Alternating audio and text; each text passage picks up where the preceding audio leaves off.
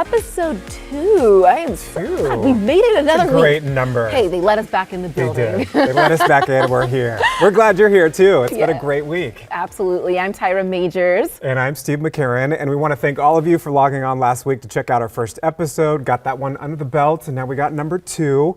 And we got some feedback too. We did get some feedback, some good, some bad, but hey, we love it all. We want your feedback. That's what this show's all about. We are commenting on your comments. Now, one of the points of feedback we got, people wanted to know what was behind us here on this set. We didn't even reference it last time. It's just kind of like, we got these things behind us. What are they? We just totally forgot about it. So Steve and I have picked things to place on these shelves that represent our personalities, where we come from, who we are. Do you want to start? Sure. So this is a look at what I have behind me. The whale, because it's very Puget Sound, right? And then I have a couple of bobbleheads of some Seattle Storm players, since I'm a big Seattle Storm fan. We got Sue Bird and Jewel Lloyd. We have Mariner Moose, a little coin piggy bank thing. And then I'm a Coug. I love Cougar football. We got a couple books from Edward R. Murrow, which when I went to Wazoo, the name of the school there, the comm school, is the Edward R. Murrow School of Communication.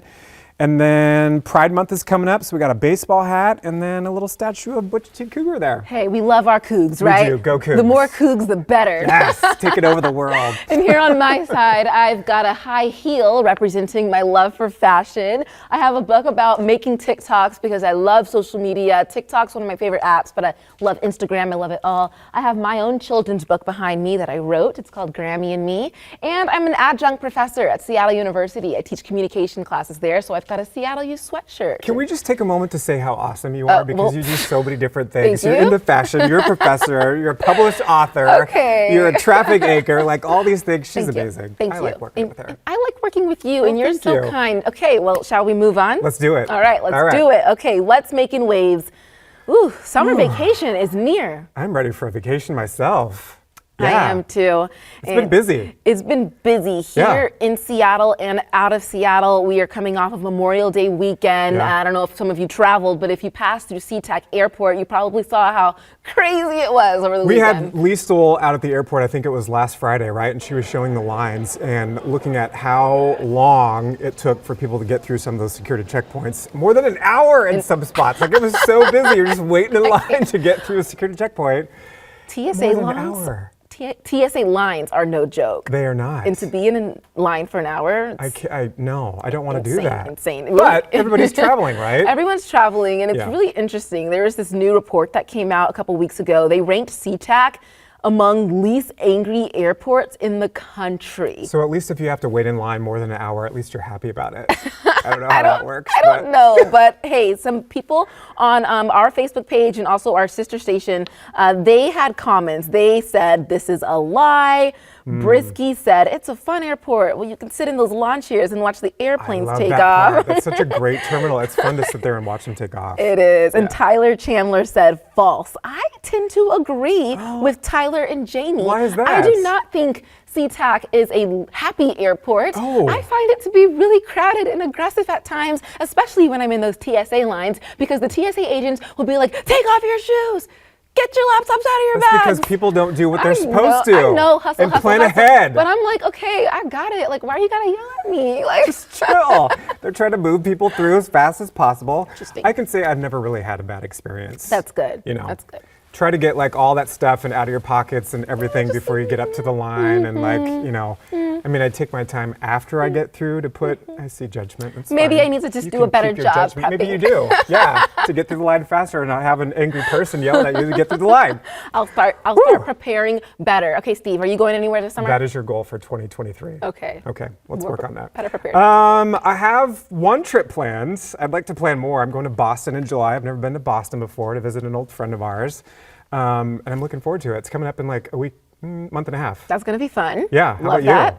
I am taking it easy this summer. I'm looking forward to enjoying a Seattle summer. I love boating on Lake Union. I love doing all the summer things here. I like going on hikes. I'm slowly but surely getting into hikes. I want to do more hikes too. So maybe we should go together. Yeah. And if you have some great spots to hike, please let us know. So Steve and I, we actually went right outside to Seattle Center and talked to people here and figured out what are they going to do this summer, people visiting and people who live here. This is what they had to say. Going to Norway, Iceland, the British Isles. We are going to travel from Seattle up to Vancouver. So a lot of people have some plans out here, Steve. Yeah, lots of some- stuff going lots on. of It's stuff gonna to be a do. busy summer. Yeah, I really do think that summer is the best time of year to be here I because think so, like Seattle too. shines.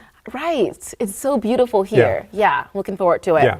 All right. And actually, this might actually be a pretty popular destination for folks, right? Because we also found this list from Alliance Partners. They came up with this list of like top destinations domestically and internationally. Seattle actually came in at number 2 for top destinations. for top destinations. So a lot of people are apparently coming here this summer. Be prepared for an influx in tourists. Oh boy, dealing with all those tourists. And then we got some comments on that too. Everybody wants to give a comment about what they think about these lists that comes out. So there's this guy named Harbor Joe, 45, saying clearly people have not done their research on what Seattle's really like. Son of Thunder was saying if they walk around downtown, they're in for a rude awakening.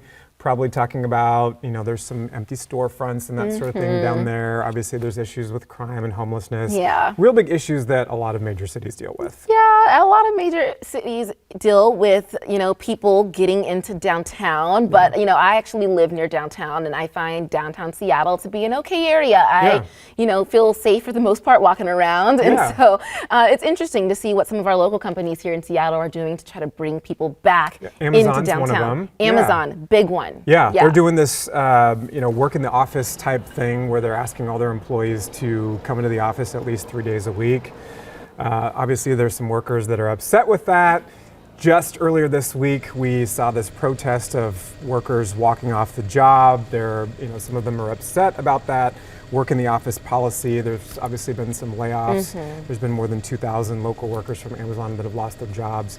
Also have some issues with the company's stance on climate change.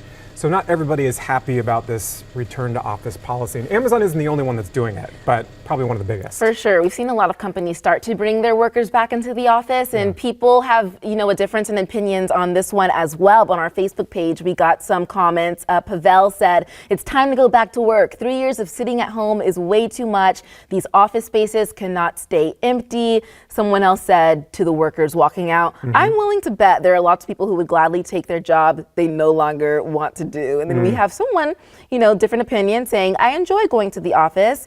Think we are all kidding ourselves when we said I get so much work done at home." I agree. I'm horrible at working Take way from too home. many breaks, I think. But I think, you know, for maybe some of those workers that started during the pandemic and they haven't had a chance to mingle with coworkers, you know, at all, just because they've been stuck at home, that can be a benefit of maybe working from the office, is trying to like build up that camaraderie. We've done some of that here at KOMO with a lot of the new faces that have come on board. Yeah, it's nice to make face and It say, is, "Hey, yeah. what's up?" And you know, it's kind of a way to help revitalize, get some people back downtown, get some business down there, help it out with some of those businesses that might be struggling during the pandemic. And we're not the only city that's doing that, right? There's cities in other parts of the country that are doing Yeah, things. New York, LA. I mean, a lot of major cities struggled during the pandemic, and they're also looking for new ways to kind of revitalize their downtown. Yeah. So Steve and I, we found this really awesome Pinterest board from New York City, actually, talking about the different ways people are bringing their downtowns back to life. Yeah, this was a New York group that came up with this Pinterest board, but it actually has pictures from many different cities across the country, just kind of coming up ways with cities have revitalized their downtown. So like old school food shopping, you know, food is always a big draw For to get sure. people downtown, love to eat, check out new restaurants and bars and that sort of thing.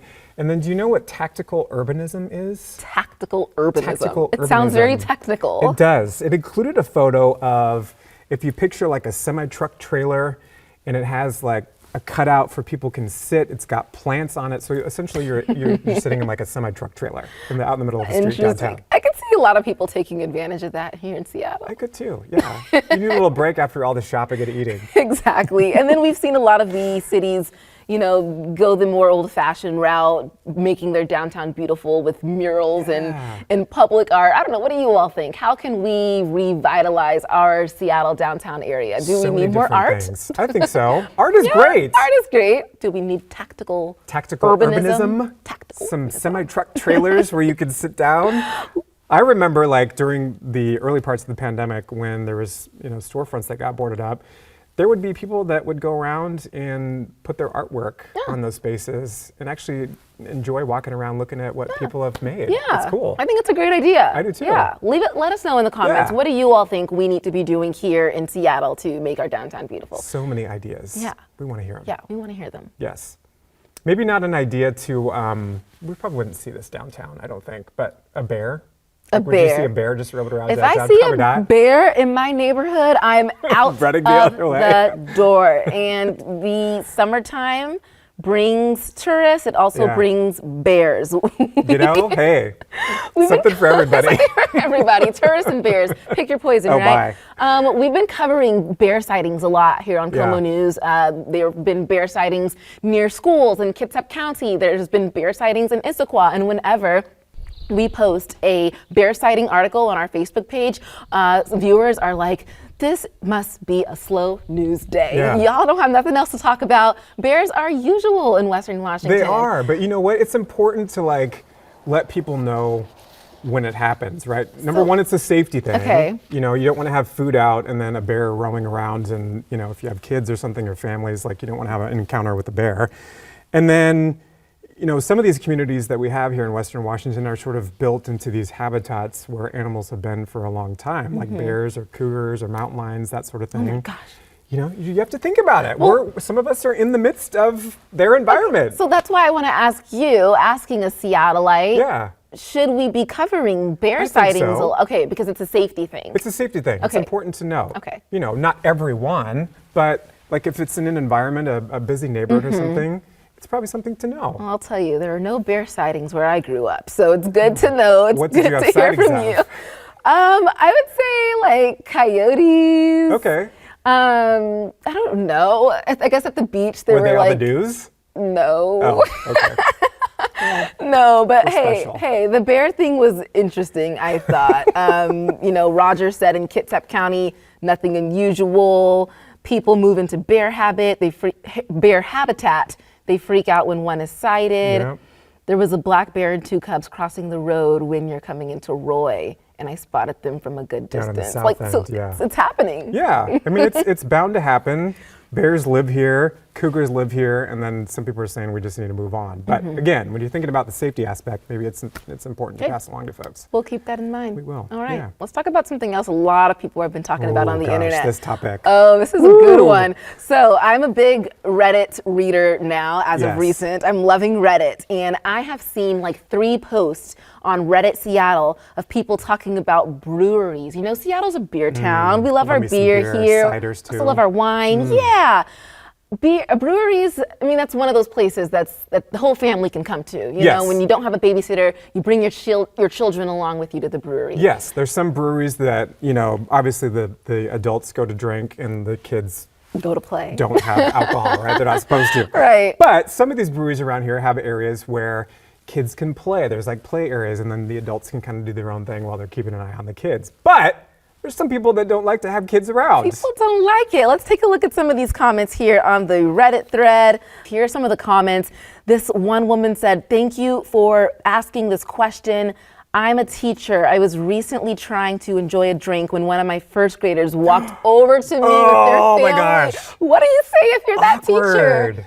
Hi. Hi, This is Timmy, juice. this is adult juice. No, you can't have any. It's not for you. Someone else said, "Thanks for asking the important questions. I hate being around kids in adult spaces." But like we already acknowledged, you know, sometimes you don't have a caretaker or Right. babysitter for your kid.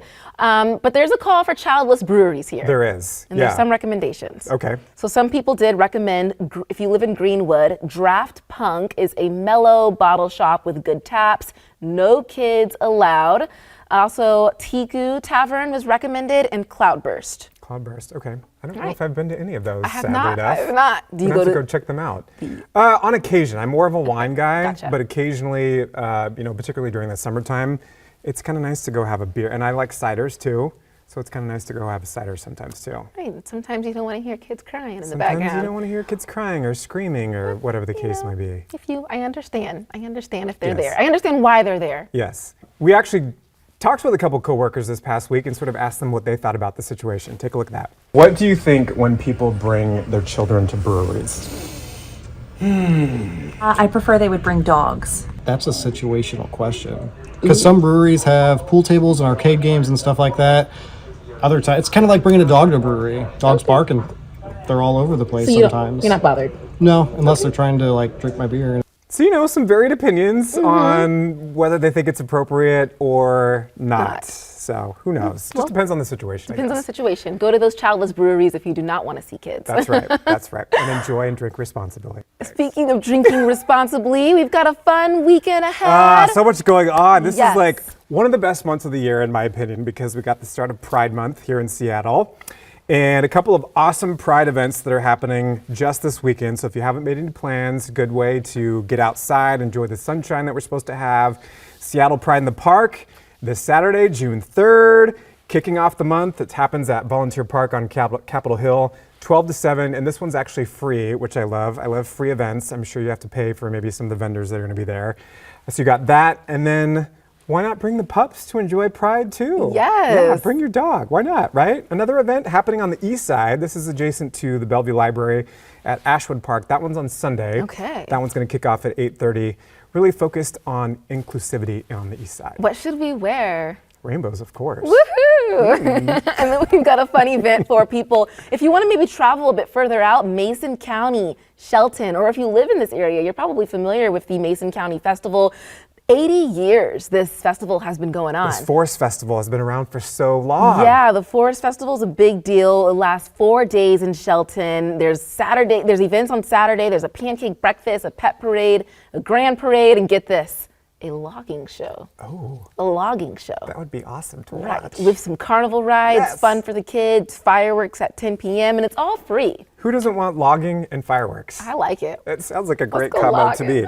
And then, have you ever experienced concerts at Chateau Ste. Michelle? Not yet, Steve, but I heard amazing things. Fantastic. I saw Diana Krall there one time, famous jazz singer. It's great because you're sitting outside, you bring your little lawn blanket, chair, whatever, and then you just drink wine and enjoy some music on a summer night. I love that. And the lineup's really good this summer. Yeah, this weekend, if you're a Beatles fan, we've got Ringo Starr and How his about that? all-star band. They're coming on Sunday.